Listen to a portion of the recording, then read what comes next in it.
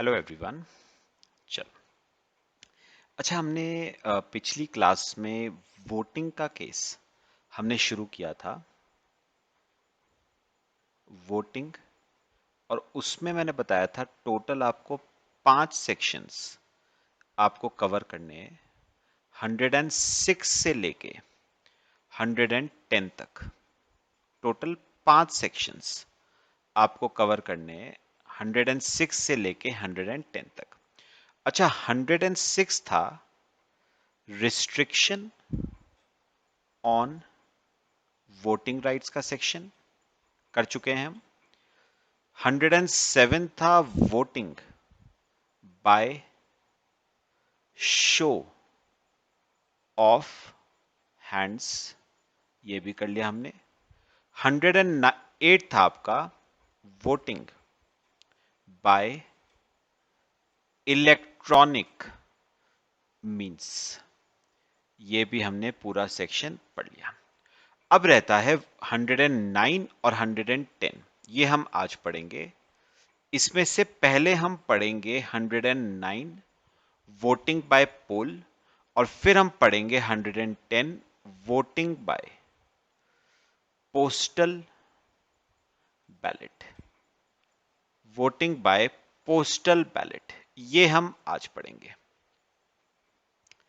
ठीक है बेटा, चलो आ जाओ। सेक्शन 109 हम पहले पढ़ेंगे, voting by pole.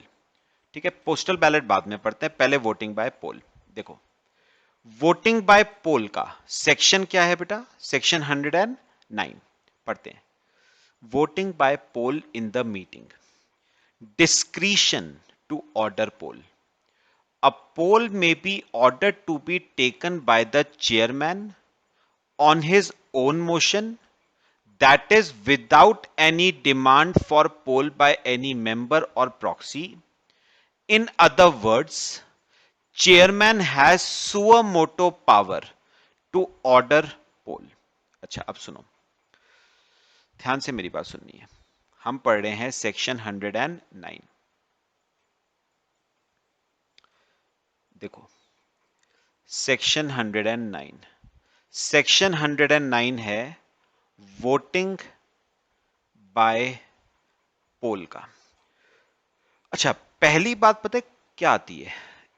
Voting by पोल में पहली बात आती है, पोल की डिमांड कौन कर सकता है?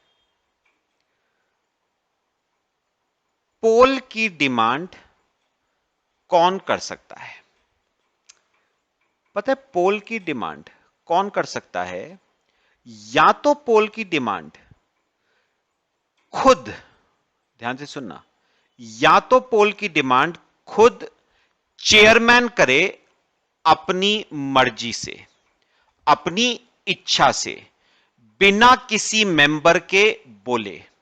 तो मैंने क्या कहा? पोल की डिमांड कौन कर सकता है? चेयरमैन खुद कर सकता है अपनी मर्जी से, उसे हम कहते हैं सुओ मोटो। Suo motu. अच्छा, सुओ मोटो का क्या मतलब हुआ? सुओ मोटो का मतलब हुआ on his own motion. Suo motu मतलब ऑन हिज ओन मोशन, मतलब अपनी मर्जी से। तो पोल कंडक्ट कौन करवा सकता है? चेयरमैन कंडक्ट करवा सकता है अपनी मर्जी से, बिना किसी मेंबर के बोले। ठीक है, तो या तो पोल चेयरमैन खुद करवाए अपनी मर्जी से, या पोल की डिमांड कौन कर सकता है? एनी मेंबर और मेंबर्स। या तो कोई मेंबर या मेंबर्स पोल की क्या कर सकते हैं? डिमांड कर सकते हैं। अब सुनो, इसमें भी दो बातें हैं। अच्छा, कंपनी ना दो तरह की होती हैं। एक होती है कंपनी हैविंग शेयर कैपिटल, और एक होती है company not having share capital.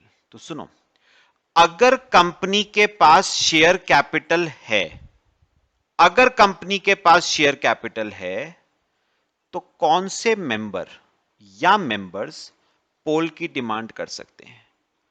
Holding,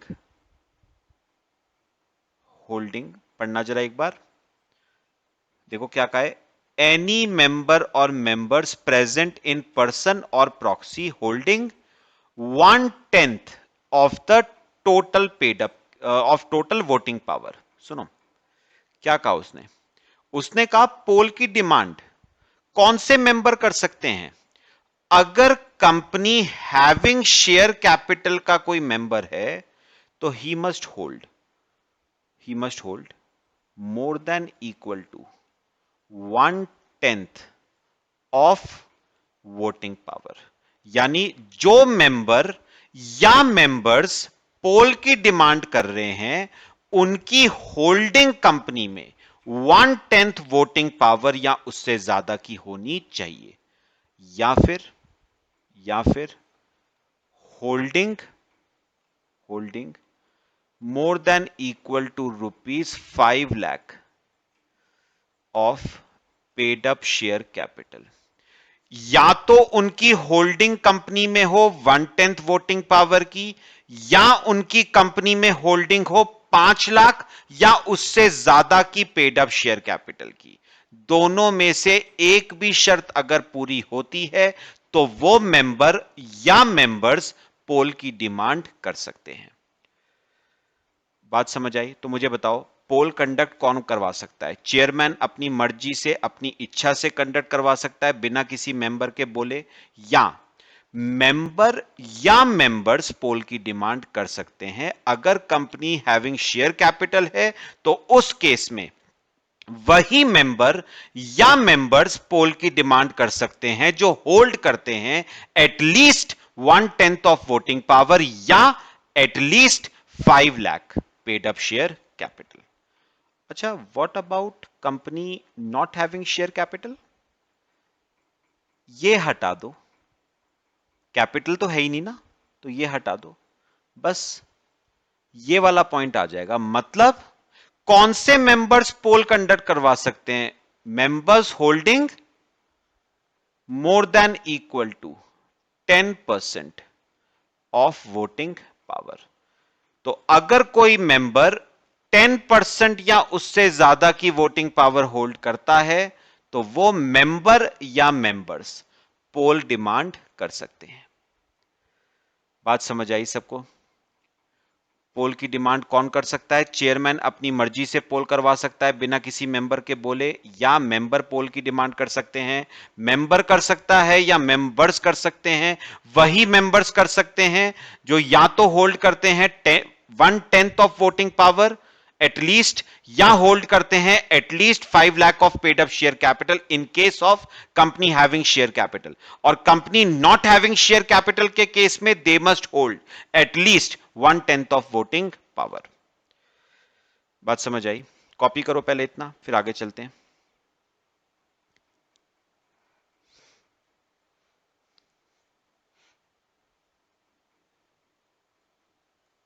ठीक है बच्चे, चलो आ जाओ। अब देखो उसने आगे क्या कहा, ये तो हो गया हमारा C point, time of ordering poll. Poll की डिमांड कब करी जा सकती है?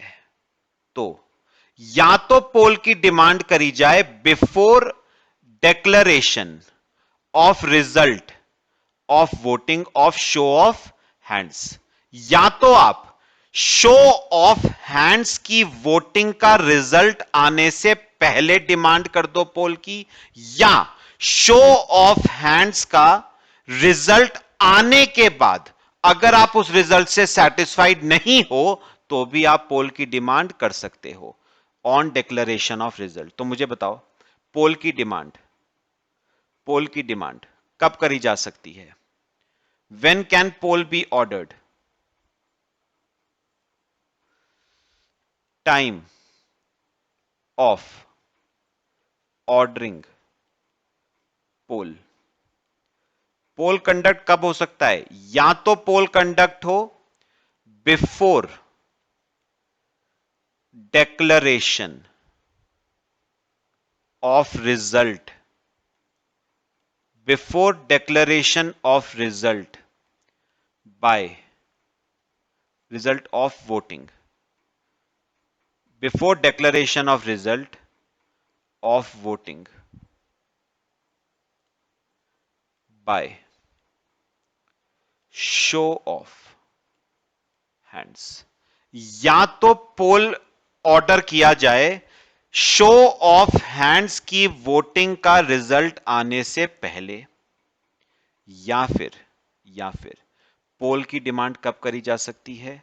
शो ऑफ हैंड्स की वोटिंग का रिजल्ट आ चुका है, मेंबर या मेंबर्स उस रिजल्ट से सेटिस्फाइड नहीं है, तो वो पोल की डिमांड कर सकते हैं। तो ऑन declaration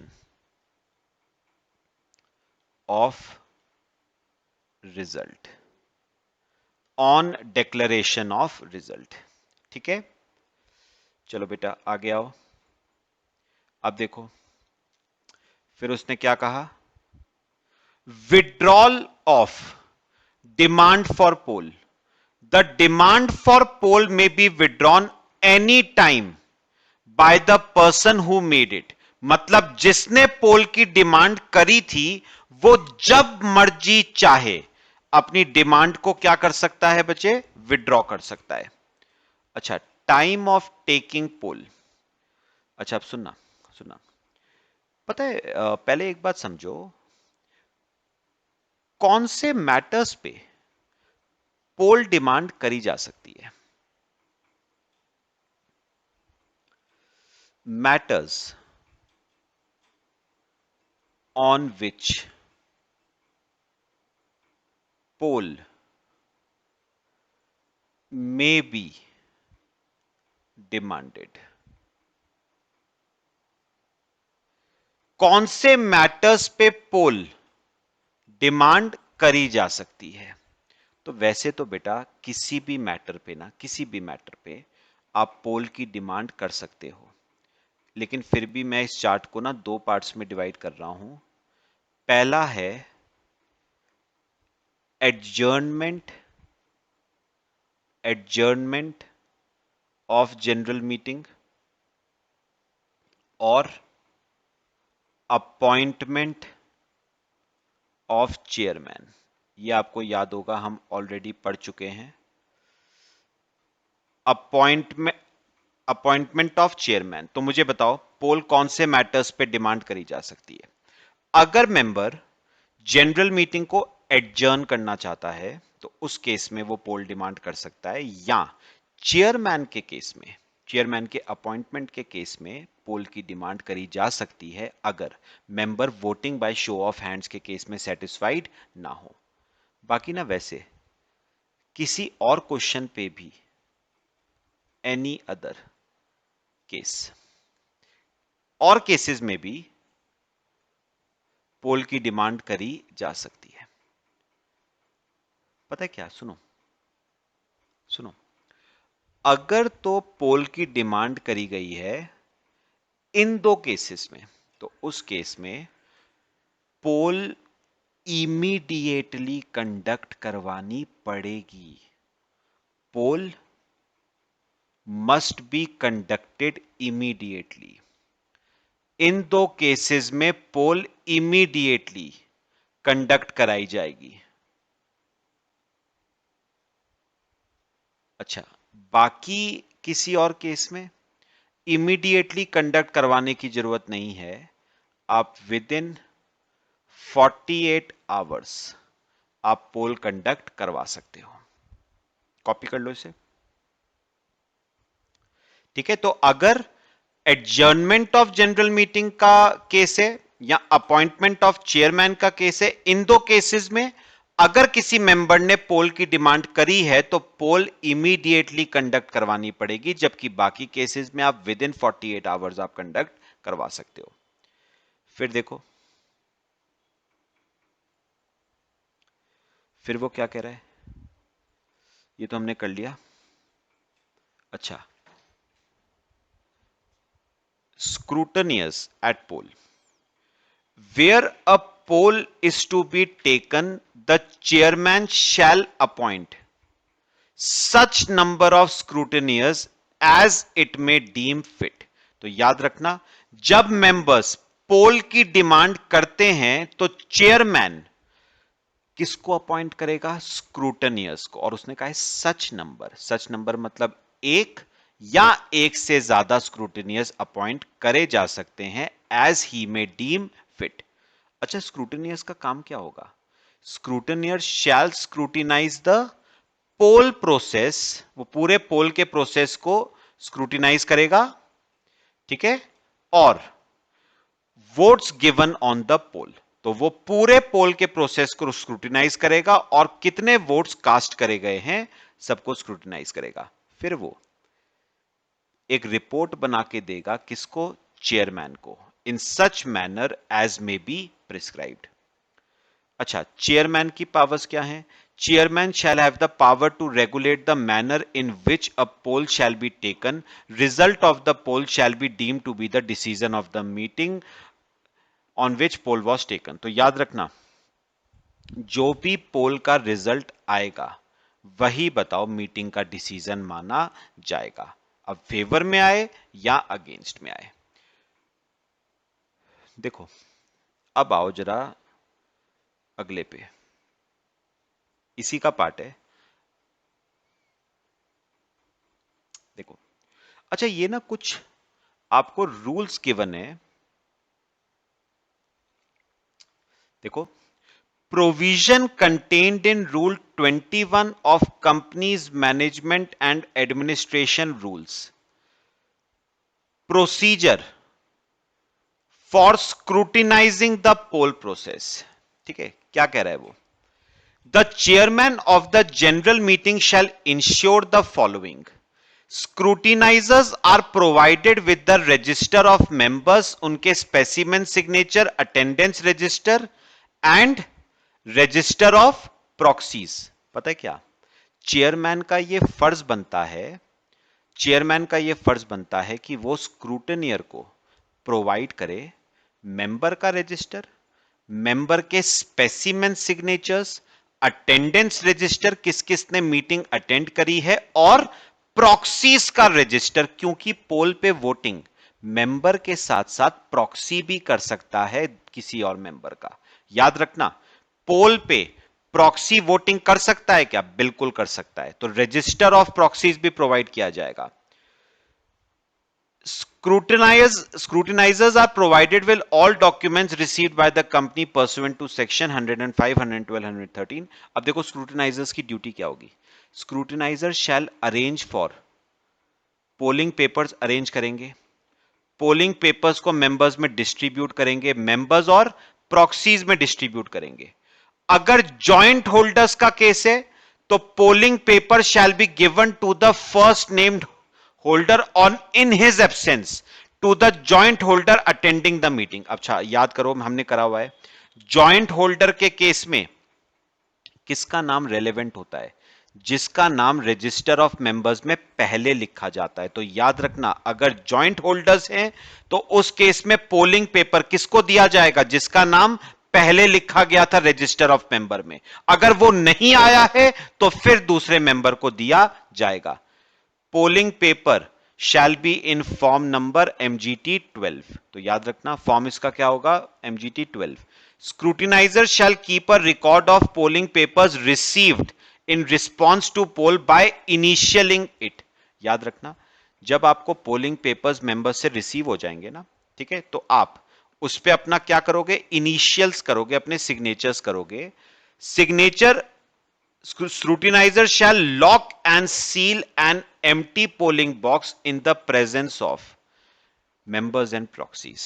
तो एक बात सुनो, एक बार आपने मेंबर्स ने स्क्रूटिनाइजर को पोलिंग पेपर दे दिए, उसके बाद स्क्रूटिनाइजर उनको एक बॉक्स में डालेगा, उसे लॉक और सील कर देगा in the presence of members and proxies, ताकि पूरा प्रोसेस पोलिंग का फेयर एंड ट्रांसपेरेंट हो। Scrutinizer shall open the polling box in the presence of two persons as witness after the voting is over. In case of ambiguity, uncertainty मतलब, ambiguity मतलब uncertainty about the validity of the proxy, scrutinizer shall decide the validity in consultation with the chairman. Scrutinizer shall ensure that if a member has appointed a proxy, the proxy's vote shall be disregarded. पता है कहने का क्या मतलब है? ये बात scrutiniser को ध्यान देनी पड़ेगी कि अगर मेंबर ने मीटिंग पर्सनली अटेंड करी है और मेंबर ने मीटिंग में वोट कास्ट किया है तो उस केस में प्रॉक्सी के वोट को काउंट ना किया जाए. Scrutinizer shall count the votes cast on poll and prepare a report thereon address to chairman. तो वोट्स की एक डिटेल बनाएगा, एक रिपोर्ट बनाएगा और किसको देगा? चेयरमैन को. Where voting is conducted by electronic means under the provisions of section 108, the company shall provide all necessary support, technical and otherwise, to the scrutinizer in orderly conduct of the voting and counting the result thereof. ध्यान रखना, काफी सारे members ऐसे हो सकते हैं जिन्होंने voting poll के थ्रू नहीं बल्कि इलेक्ट्रॉनिक मींस के थ्रू करिए. उस केस में चेयरमैन का यह फर्ज बनता है कि वो स्क्रूटिनाइजर को जितना भी सपोर्ट टेक्निकल या अदरवाइज प्रोवाइड कर सकता है वो करेगा. Scrutinizer shall state the total votes cast. कितने वोट्स कास्ट हुए, वैलिड कितने हैं, फेवर में कितने हैं, अगेंस्ट में कितने हैं. ठीक है. Scrutinizer shall submit a report to the chairman in form number MGT 13. Report shall be signed by the scrutinizer, and in case there is more than one scrutinizer, by all the scrutinizers. Chairman shall countersign the signatures scrutinizer's report. Chairman shall declare the result of voting on poll. Result may either be announced by him or a person authorized by him in writing. तो basic से points हैं हमारे. ये हमारा बताओ कौन सा section finish होता है? Section 109, voting by poll. Next lecture में हम डिस्कस करेंगे section 110, voting by postal ballot. ठीक है. Till then, thank you.